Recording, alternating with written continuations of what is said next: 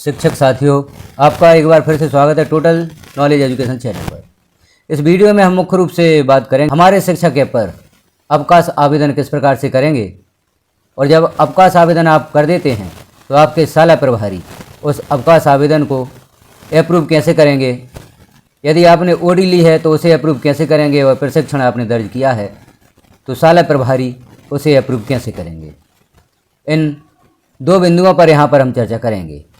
तो आप ओपन करें हमारे शिक्षक ऐप।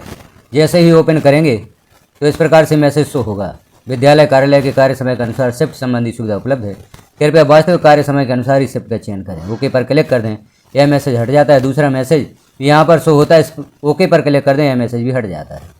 अब यहाँ आपको सर्वप्रथम हमारे शिक्षक ऐप को लॉगिन कर लेना है। तो अपनी व्यक्तिगत यूनिक आईडी लिखें और जो आपका पासवर्ड है हमारे शिक्षक ऐप पर जो आप यूज कर रहे हैं उसे लिखें और लॉगिन पर क्लिक कर दें। लॉगिन पर आप क्लिक करते हैं तो यह पेज ओपन होता है। अब यहाँ हम देखेंगे आपको अवकाश आवेदन करना है तो कहाँ पर वह ऑप्शन शो होगा।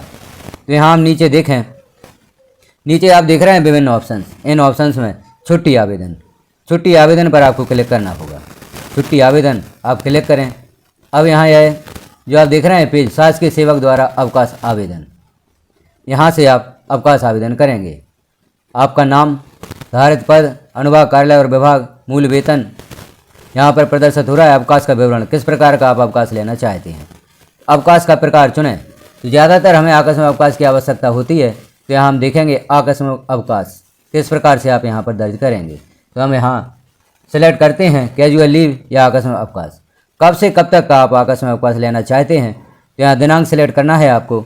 जैसे आप एक दिन का आकस्मिक अवकाश लेना चाहते हैं तो यहाँ दोनों जगह एक ही दिनांक आप सिलेक्ट कर दें। और यदि आप 2 दिन का अवकाश लेना चाहते हैं तो अगली दिनांक सेलेक्ट करें। 3 दिन का अवकाश लेना चाहते हैं तो अगली दिनांक सेलेक्ट करें। तो यहाँ पर हम एक ही दिन का अवकाश लेना चाहते हैं तो हम दोनों जगह एक ही दिनांक सेलेक्ट करते हैं। कुल टोटल डेज यहाँ पर प्रदर्शित हो रहे हैं। अवकाश के पहले बाद में प्रीफिक्स या सफिक्स जोड़े जाने के लिए प्रस्तावित सार्वजनिक अवकाश यदि कोई है तो यहाँ पर हाँ सेलेक्ट करेंगे, अन्यथा नो सेलेक्ट रहने दें। अवकाश का कारण, किस कारण से आप आकस्मिक अवकाश ले रहे हैं तो अवकाश का कारण आप यहाँ पर लिखेंगे। तो अवकाश का कारण आप लिखें। अवकाश का कारण जो आप ऑफलाइन आवेदन देते थे उसमें जो अवकाश का कारण आप लिखते हैं वह अवकाश का कारण आपको यहाँ पर लिख देना है। और नीचे आप देख रहे हैं अवकाश अवधि के दौरान पता एवं मोबाइल नंबर। अवकाश अवधि में आप कहाँ रहेंगे वह पता लिखना है और आपका मोबाइल नंबर यहाँ पर दर्ज कर देना है। तो इस प्रकार से आप अवकाश का कारण लिख दें और अवकाश अवधि के दौरान पता एवं मोबाइल नंबर लिख दें। नीचे हम देखें अवकाश सारांश दिया गया है, कैजुअल लीव अवधि दी गई है 1 दिन। अब यह PDF आप जनरेट करना चाहते हैं, जो आपने अवकाश यहाँ पर लिया है उस अवकाश की PDF जनरेट करना चाहते हैं तो यहाँ जनरेट PDF ओके पर आप क्लिक करें। तो यहाँ पर अवकाश की PDF आप देख रहे हैं प्रदर्शित होती है। यहाँ अवकाश का प्रकार है, नीचे शासकीय सेवक के हस्ताक्षर हैं। क्योंकि यह यहाँ पर अपलोड करना आवश्यक नहीं है, आप डाउनलोड करना चाहते हैं तो इसे कर सकते हैं। तो हमने इसे डाउनलोड कर लिया। क्लोज पर आप क्लिक कर दें। नीचे कुछ निर्देश दिए गए हैं, इन निर्देश को भी आप अवश्य देखें। सुनिश्चित करें कि संकुल स्तर पर आपकी सर्विस बुक में लीव बैलेंस को समय समय पर अपडेट किया जाए। ऑप्शनल एंड कैजुअल लीव को छोड़कर लीव एप्लीकेशन अपलोड करना अनिवार्य है। तो जो यहाँ पर हमने PDF डाउनलोड की है लीव एप्लीकेशन, ऑप्शनल और कैजुअल लीव को छोड़कर अन्य अवकाश यदि आप लेते हैं तो इसे अपलोड करना आवश्यक है। ऑप्शनल और कैजुअल लीव में इसे अपलोड करना आवश्यक नहीं है। डाउनलोड किए गए लीव एप्लीकेशन को हस्ताक्षर सहित अपलोड करें। और मैटरनिटी मेडिकल लीव के लिए मेडिकल सर्टिफिकेट अनिवार्य है। पैटर्निटी लीव के लिए बर्थ सर्टिफिकेट अनिवार्य है। चाइल्ड केयर लीव के लिए ऑफिशियल रिकॉर्ड के अनुसार संतान की उम्र 18 साल से कम होनी चाहिए। यदि आपने अपनी सर्विस बुक में बच्चों के विवरण को अपडेट नहीं किया है तो कृपया तुरंत अपडेट करें। अब यहाँ हस्ताक्षरित अवकाश आवेदन पत्र ऑप्शनल है। यदि आप यहाँ हस्ताक्षरित अवकाश आवेदन पत्र अपलोड करना चाहते हैं तो कर सकते हैं, नहीं करना चाहते तो ना करें। सहायक दस्तावेज, मेडिकल और बर्थ सर्टिफिकेट यहाँ पर ऑप्शनल है। चूँकि आप कैजुअल लीव ले रहे हैं, आकस्मिक अवकाश ले रहे हैं तो यह आवश्यक नहीं है। आप यहाँ सीधा सेव एंड अप्लाई पर क्लिक कर दें तो आपका अवकाश आवेदन यहाँ पर दर्ज हो जाता है। तो हम क्लिक करते हैं सेव एंड अप्लाई। तो आप देख रहे हैं यहाँ पर आवेदन सफल, आपका अवकाश आवेदन सफलतापूर्वक जमा हो गया है।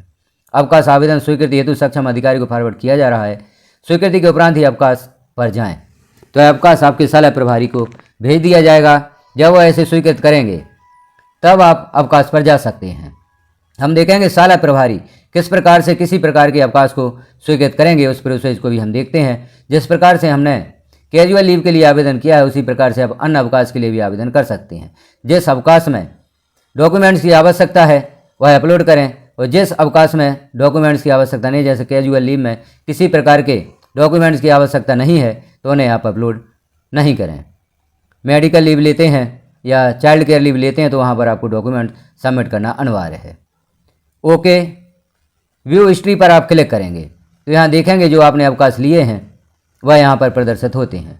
चूँकि अवकाश जनवरी माह से ही शुरू किए गए हैं तो यहाँ पर आप देख रहे हैं एक ही अवकाश प्रदर्शित हो रहा है। अब इस अवकाश को यदि आप डिलीट करना चाहते हैं, जो अवकाश आपने लिया है, यदि आप इस अवकाश पर नहीं जाते, आपका अवकाश पर जाना कैंसिल हो जाता है तो इसे आप डिलीट भी कर सकते हैं। यदि यह एक बार स्वीकृत हो जाता है तो फिर आप इसे डिलीट नहीं कर सकते। तो स्वीकृत होने से पहले आप इस अवकाश को डिलीट कर सकते हैं, जो नीचे डिलीट का ऑप्शन है, या एडिट करना चाहते हैं इस अवकाश को तो एडिट भी कर सकते हैं। अर्थात जो अवकाश आवेदन आपने यहाँ पर किया है उसमें आप अवधि बढ़ाना चाहते हैं, घटाना चाहते हैं तो एडिट पर क्लिक करके आप घटा बढ़ा सकते हैं। जैसे एडिट पर हम क्लिक करते हैं तो यहाँ आप देख रहे हैं यह डेट आप पुनः सेलेक्ट कर सकते हैं। तो इस प्रकार से आप इसमें संशोधन कर सकते हैं। दिनांक जो भी आप दर्ज करना चाहते हैं वह दर्ज कर सकते हैं। अपडेट लीव पर क्लिक कर दें तो यह लीव आपकी अपडेट हो जाती है और आप इसमें दिन भी कम भी कर सकते हैं और बढ़ा भी सकते हैं।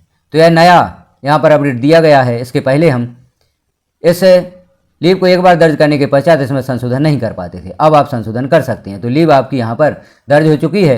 अब हम देखते हैं आपके शाला प्रभारी किस प्रकार से इस लीव को अप्रूव करेंगे, उस प्रोसेस को भी हम देखते हैं।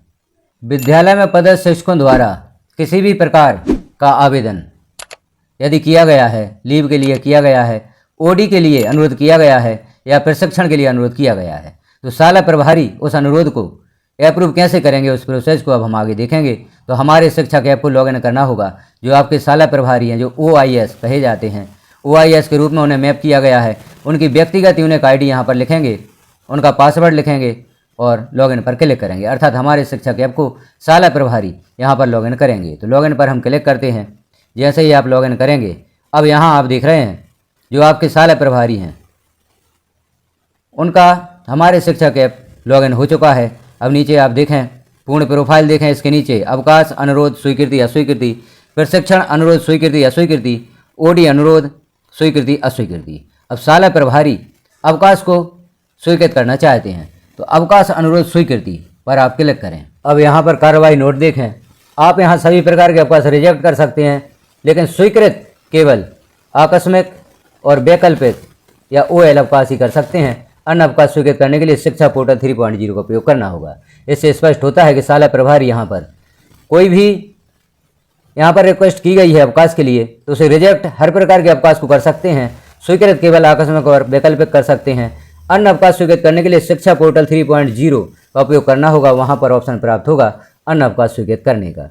अब नीचे आप देखें ऑल लीव्स यहाँ पर दी गई हैं, 2 पेंडिंग, 3 अप्रूव और रिजेक्टेड 0। तो 5 अवकाश यहाँ पर किए गए हैं विद्यालय में पदस्थ शिक्षकों द्वारा, 5 शिक्षकों द्वारा।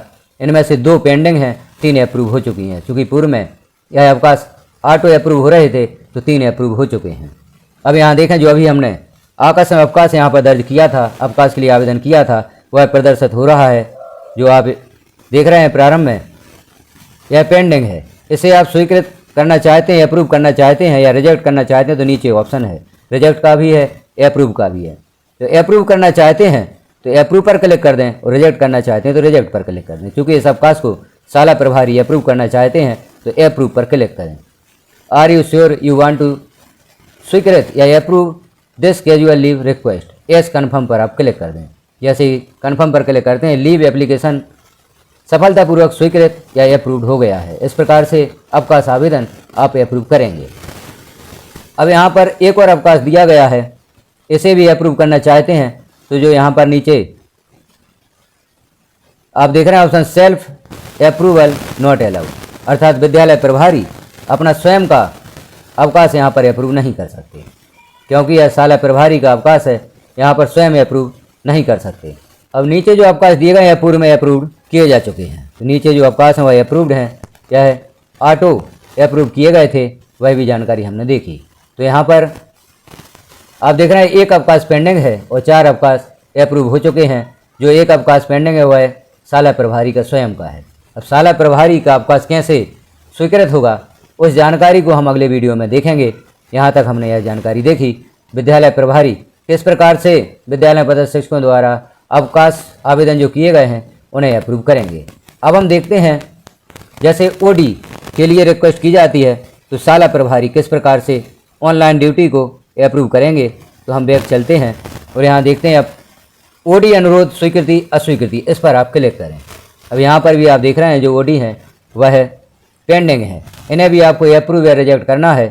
चूँकि यह अप्रूव करना इसलिए आवश्यक है जब शाला प्रभारी द्वारा ओडी रिक्वेस्ट अप्रूव की जाएगी तभी शिक्षक अपनी उपस्थिति ओडी के दौरान या ऑफिशियल ड्यूटी के दौरान कर सकते हैं। तो इन्हें अप्रूव करना आवश्यक है, विद्यालय प्रभारी द्वारा इन्हें अप्रूव किया जाएगा तभी आप अपनी उपस्थिति दर्ज कर पाएंगे। तो अप्रूव पर आप क्लिक करेंगे, तो शाला प्रभारी हैं वही अप्रूव पर क्लिक करेंगे।